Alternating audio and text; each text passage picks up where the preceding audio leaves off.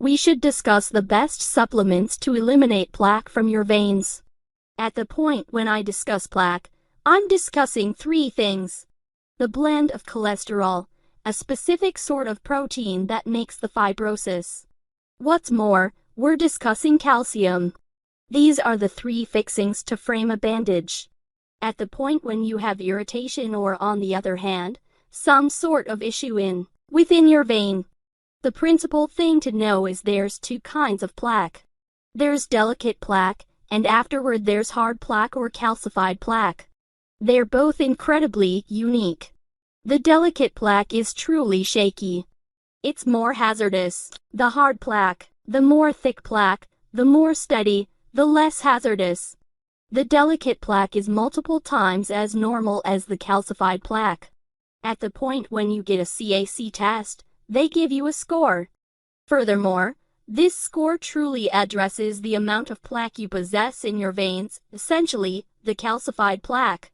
In light of the fact that a great deal of the delicate plaque is engaged with the transforming into calcified plaque that doesn't appear on a CAC score.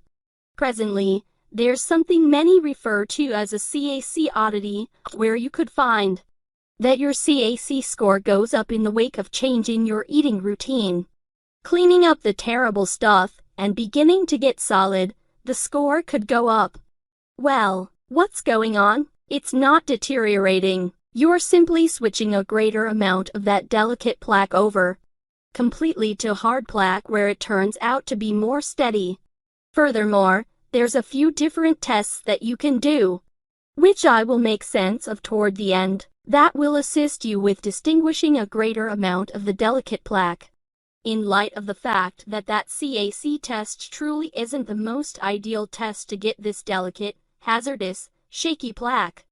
Be that as it may, I will discuss what tests you ought to do about this, to survey this issue in a second. You, as a rule, have something many refer to as glycation associated with it. What is glycation? It's where you have a sugar and a protein that gets remain together. As that is engaged with a specific protein that sort of secures up and makes issues and irritation in your body.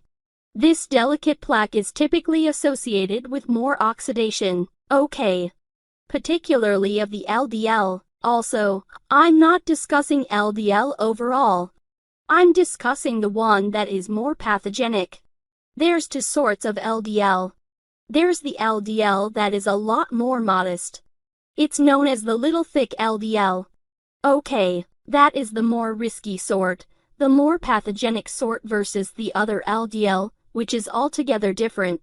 It's the huge light sort, and it's not the pathogenic kind. You simply need to understand there's two kinds. I will show you an extremely straightforward method for utilizing what they give you on your blood test to figure out what kind of LDL you have.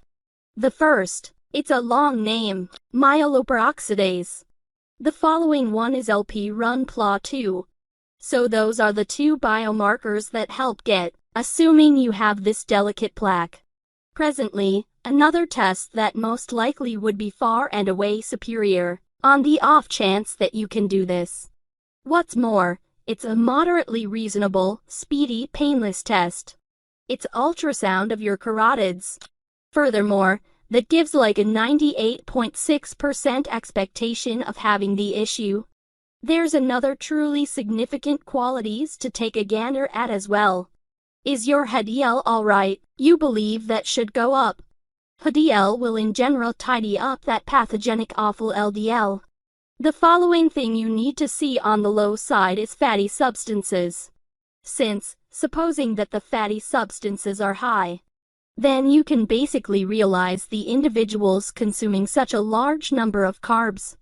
Presently, there's another test that in the event that you can get this, it's a great approach to surveying what's actually the deal with these lipids. Also, it's called lipoprotein insulin opposition. On the off chance that you end up getting a blood test and you can demand this, it'd mean a lot to know where your number is at.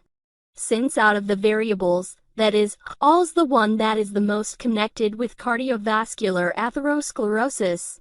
Okay, so presently how about we examine how one can sort out whether or not they have the little thick particles for the LDL versus the enormous light. Alright. Without doing that test, what you do is you partition the LDL by something different called ApoB.